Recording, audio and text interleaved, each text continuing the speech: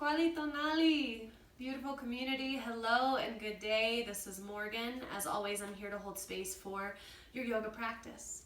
I'm very excited to bring you this really tiny, mini, quick workshop on arm balancing. This is going to be a level 2-3 territory kind of condensed practice. I would really prefer if you had a moment to get your warm-up in before you dive into these arm balancing practices with me. There are so many quick other warming practices in the library you can do real quick to warm up and get your wrists, your core, your back, and your legs ready for this kind of stuff. Ooh, sorry, it's getting windy here in Colorado. I just heard a big gust of wind. But yeah, we're just gonna kind of get right into it. You will maybe want 2 blocks if you have them handy. If you don't have blocks, I'll demonstrate a way to get around it. So what I first want to get right into is a little bit of crow pose, the Kasana play. So let's just start that play by pointing your feet out, bending your knees, lowering your seat really deeply. And right away, let's take a moment just to open up through your sacrum. So if you feel yourself caving and kind of opening too much through your pelvic floor and your perineum, what I want you to do is kind of squeeze your pelvic floor up and in towards the center of your body so you feel a little bit more of a lift in your tush.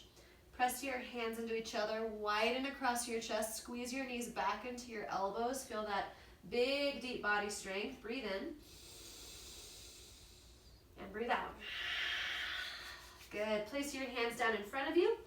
Lift your hips up. Point your toes forward, bend your knees, lean your knees right into the soft part of your arms. You might play with just keeping your feet on the ground here. If you'd like a little bit more, play with lifting 1 foot off the ground at a time, then switching, or maybe lifting both right off the ground. Good. Firm all your muscles in towards your bones. Good. Long inhale. Clear it out. And come out. Sit back. A couple circles in the wrist here. Nice job. Oh man, crow pose is such a fun and wonderful posture. Fun and wonderful posture, especially as we're getting into the territory of deeper arm balances, essentially. So I want to introduce 2 more variations with crow pose today, depending on your level, depending on your comfort level with it. If you are, still kind of finding your balance with crow pose and you can feel kind of nervous about toppling forward, that it just kind of can get in your head and mess with your confidence, what you can actually do is give yourself a prop to protect yourself from falling and start to build that confidence so eventually you can get right up and just on your hands, and that prop is the block. So what I want you to do is place your block, or even if you don't have your block, a couple of textbooks, big bulky objects, just about this height, no higher, no lower.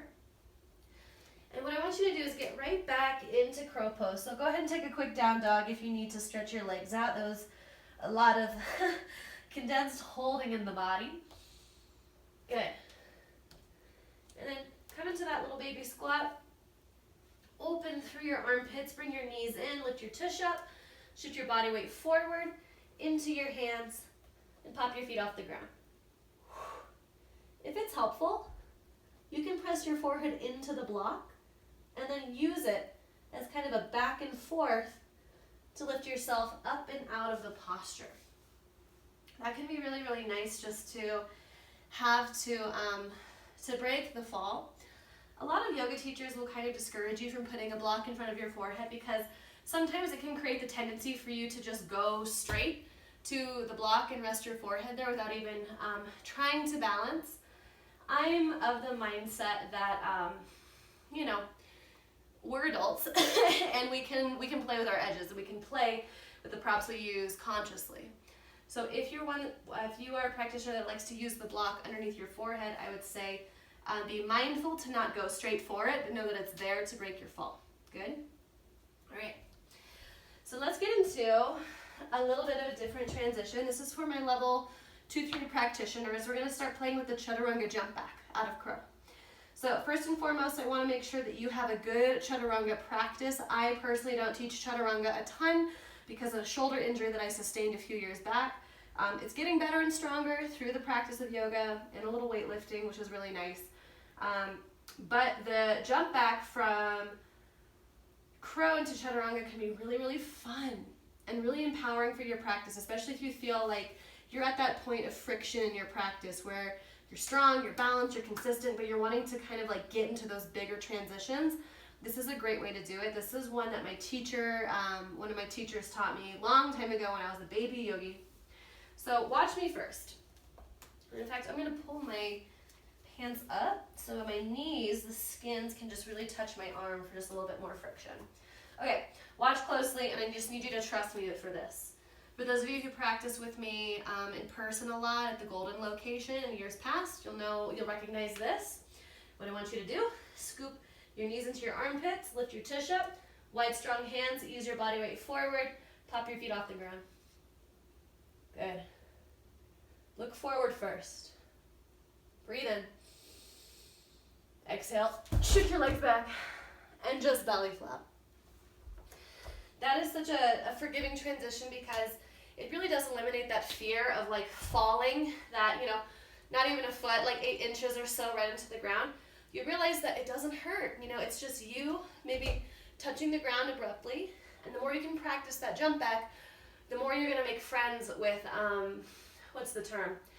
Failing forward, which is where every time we fall out of a posture, we learn more about it, we learn more about ourselves, and we learn more about what it's going to take for us to to really execute that posture in a way that satisfies us in our practice. So let's do that. Chaturanga jump back. One more time. Together. And I just want you to belly flop. Don't try to catch yourself. Straight belly flop. Hands wide. Come forward into crow pose. Find your breath.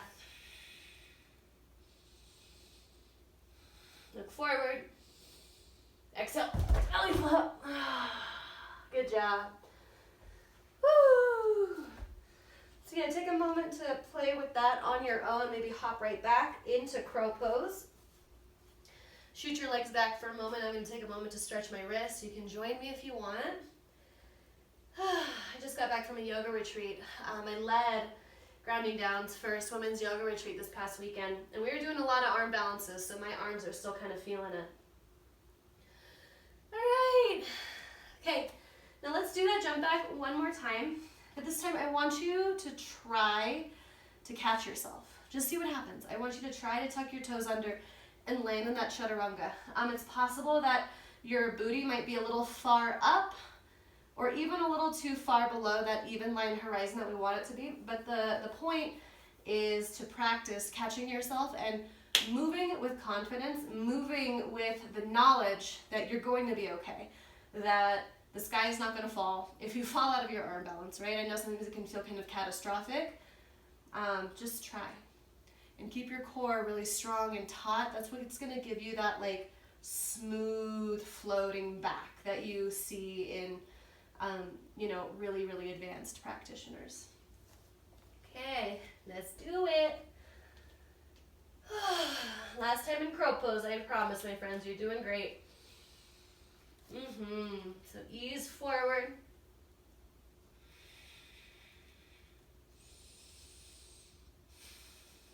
Here we go, breathe in. Exhale, look forward. Shoot back. Ooh, good. Inhale, up dog, tuck your toes. Exhale, down dog. Big breath in. Huge breath out. Nice job. Okay. Go ahead and take a seat real quick. Grab a sip of water. Wipe some sweat. I think I left my water over there. It's okay. We're almost done. So in a seated position, once you have your water, what I want you to do is give your wrists some really good love here. Circle in one direction. Ooh, and then start to circle in the opposite direction.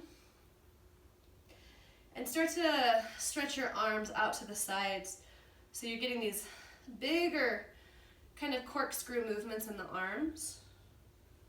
Start to move your head around as well. Then switch out the direction of all of your circles. A little brain teaser. Y'all know I'm a big fan of those.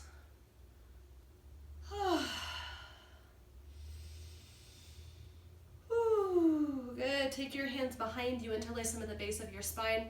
Pull back, lift your heart up, big breath in. Exhale, fold forward, forehead towards the ground. Arms behind you. And just roll your forehead side to side, opening across your chest, through the shoulders, through the tendons in your forearms. One more big breath in. And one more big breath out. Good. Come all the way back up. Oop, give yourself a bear hug. Arms around, breathe in. Breathe out. Switch. Opposite arm on top. Big breath in. Big breath out. Gorgeous job. Relax your arms down. So I lied. We're gonna get back into crow pose one more time, and this actually will be the last arm balance that we do in this condensed practice, because I realize I kind of want to keep these arm balances in the same family. And the one I wanted to teach today, I will teach a little bit later. So we'll get into that soon. Or I don't know, maybe we'll get into today. But anyway, what I really wanted to teach you now is something called a turn signal on a crow pose. So I'm going to demonstrate straight on. The light is really, what's the word? Just kind of foggy and diffused today. And if I stand up, you kind of lose me. So I'm just going to demonstrate facing you. Whew, it's been a minute since I've done this. Okay. So watch me first. Turn signals are really fun because they are, they're very cerebral, and they take a lot of focus, a lot of concentration, a lot of meditation inside your asana practice. So I'm going to move right into crow pose. This move is all pelvic floor. I'm going to slowly stick my right foot out to the side. Oop, keep my left foot tucked in. And exhale, come back. Gonna have to reset. Hold on, let me scooch my yoga mat forward a little bit, all on the beauty of demo. Good, back in crow. Tap the toes. And then exhale, stick the left leg out. Inhale, center. And exhale, sit down. Okay. All right. Come into a seated position. Yeah. Take your left arm in front of you. Good. Go ahead and turn your fingers in. Yeah, just straight out towards the left. Take this opposite hand and just kind of help hold the fingers back. A really nice stretch for the front side of your wrists.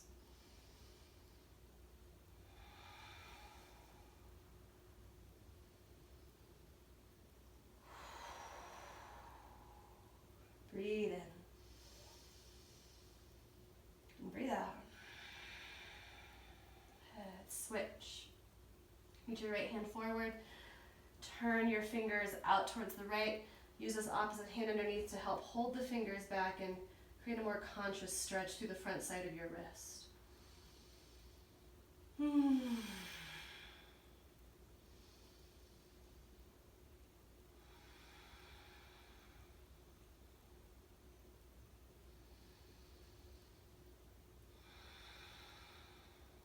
Breathe in and breathe out. Good. Place your hands down, right on top of your lap, palms up, close your eyes.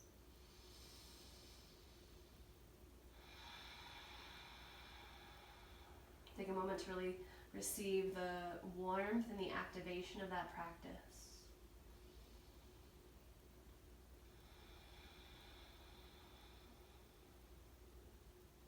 A moment to really feel the strength ignited deep in your body.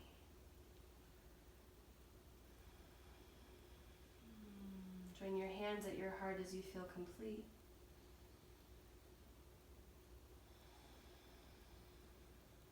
Breathe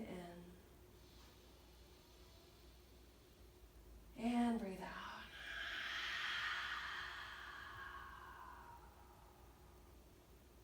Om Teo. Lazokamati. I bow forward to each of you in gratitude. Thank you.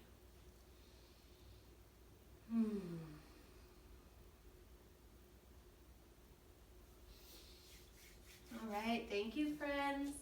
Thank you for taking a moment to move your bodies and get a little bit deeper into those arm balance practices with me. As you can see, they're a constant practice. They are so non-linear. So as always, if you have any questions about any of these practices or techniques, you're always welcome to reach out to me directly and ask for, anything, any questions you might have. As always, my name is Morgan. Thank you so much for taking class with me and being part of the Grounding Down Yoga community. I hope you have a beautiful rest of your day, and I will see you soon. Thank you.